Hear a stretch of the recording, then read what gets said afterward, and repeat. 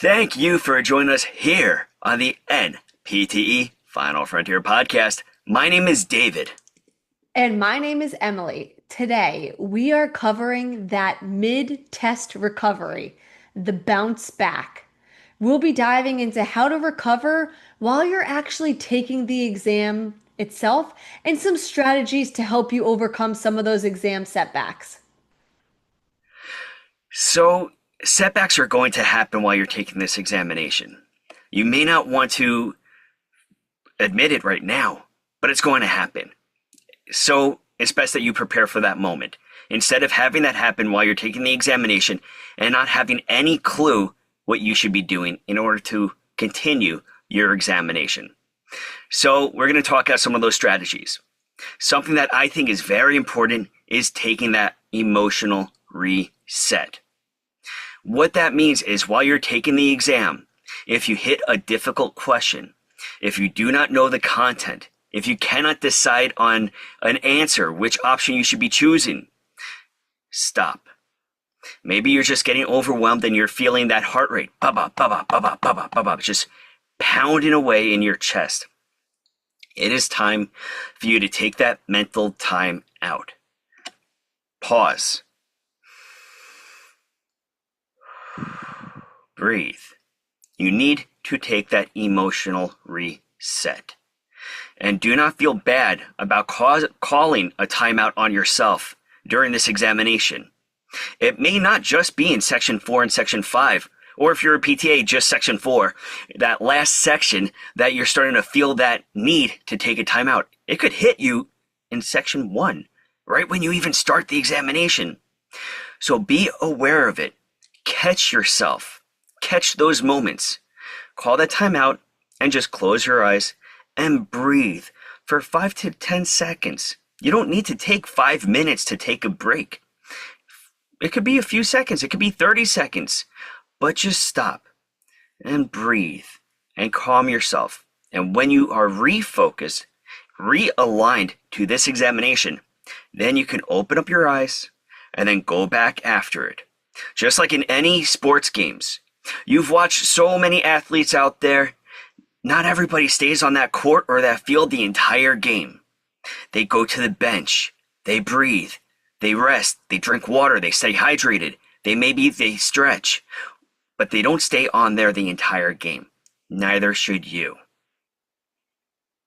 Yeah, and to go off of what David mentioned, when I was taking the exam, I needed the most emotional resets during my section 1 because I noticed for me it was more anxiousness and nerves at the beginning stages of the exam that I had to give myself more frequent emotional resets to get my head in the game.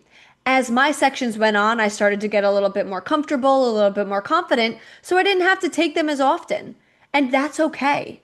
It's also okay if you're the opposite, if you need to take more later on. Everybody is different, so you have to do what's best for you. Now, another great tip is question review and not overthinking those reviews, right? Yes, it's very beneficial for us to go back through some questions to make sure we chose the best answers, but we also don't want to overthink that. And with overthinking comes changing our answers, right? How many times have you heard us here at Final Frontier mention do not change your answers, right? I know we've all been there. We all want to change the answers. Don't do it, not unless there's a specific reason.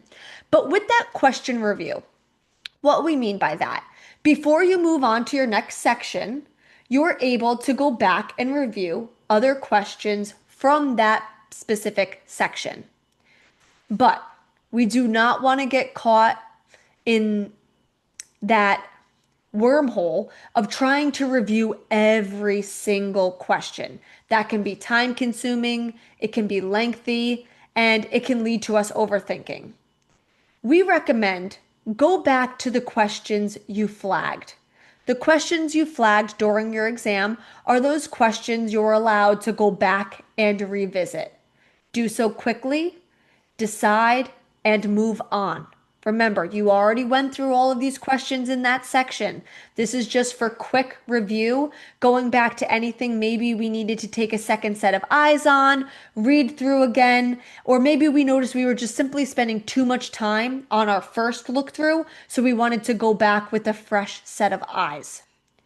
With that, don't second guess yourself. Often your first instinct is your right instinct. So, more times than not, we were right on our first educated guess.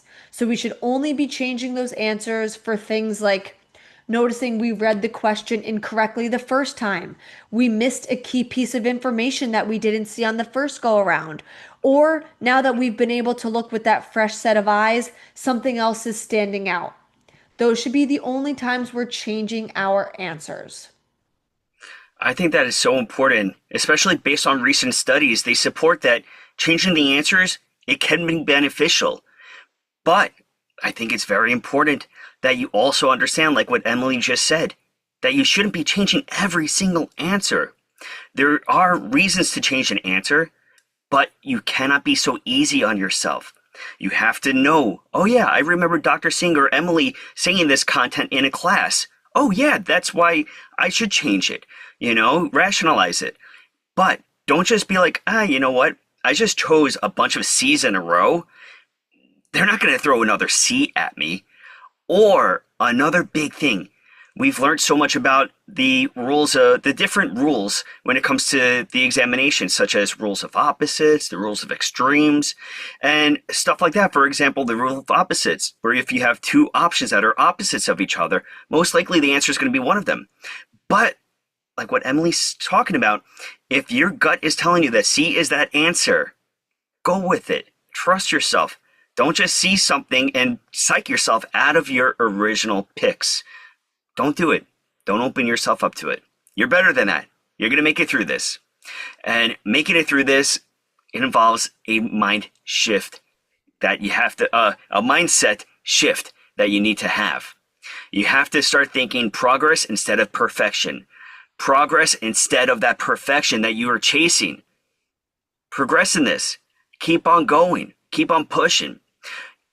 Hey, you're not going to get every question correct. And even if you get an 800, you can still get questions wrong. That's just the highest that they mark. So guess what? Be easy on yourself. Chase your dreams, chase your goals, but don't start beating yourself up during that examination. Allow yourself to miss here and there. And if you're stuck on a question, admit to yourself and accept that it's okay, you don't know that content. And guess what?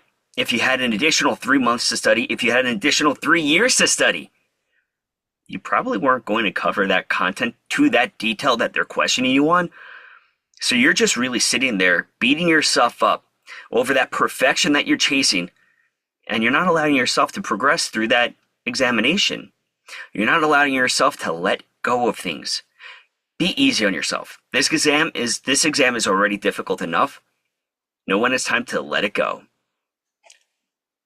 Now, another last piece of advice I have to kind of go off of my question review, right? Another great thing to do at the end of each section is some self-reflection. So, end of section reflection almost rhymes. But with that, we want to jot some mental notes on maybe some topics that you're struggling with to help us just become mindful for future sections. It can help us kind of gather that information to help us in future sections. That's one thing. Another great thing to do in terms of reflection is give yourself some positive affirmations. What are some things you're doing great with? Give yourself some of that positivity. Give yourself that mental reset, like David talked about earlier. We don't only take mental resets in the middle of practice questions or the exam itself, but we also want to give ourselves some time to reset in between sections before moving on to the next. This can be a great time to take a few deep breaths, think about how far we've come throughout the exam thus far, and what we want to tackle or maybe do differently in the next section to come. Think of each section like a fresh start. This is a great way to learn and grow throughout the exam. But don't spend too much time with this. Move on to the next. We want to make sure we are moving quickly but efficiently through the exam without rushing, right? There's that happy medium, that Goldilocks sweet spot where we don't want to rush, but we also don't want to start spending too much time because that can also lead to that overthinking, like we talked about earlier. And remember, warriors, just like David mentioned, we are striving for progress, not perfection. All of this is much easier said than done.